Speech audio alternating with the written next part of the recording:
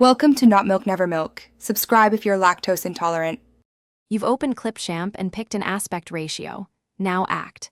Import your footage and drag the primary clip onto the timeline so you can work visually. Once the clip is placed, zoom the timeline to a comfortable level. This makes precise cuts easier. Place the playhead at the first change point you want to keep or remove.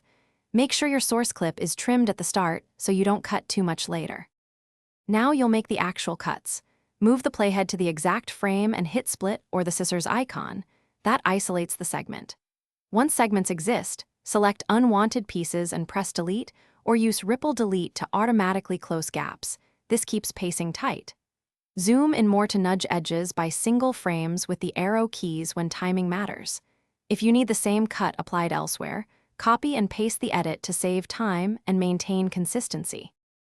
Finish by watching your full timeline at least once to confirm flow, transitions, and audio levels. Apply quick audio fades on cuts to avoid clicks and add basic color adjustments if needed. When satisfied, export using the desired resolution and bitrate. 1080p is a reliable default. If something goes wrong, here's one key tip.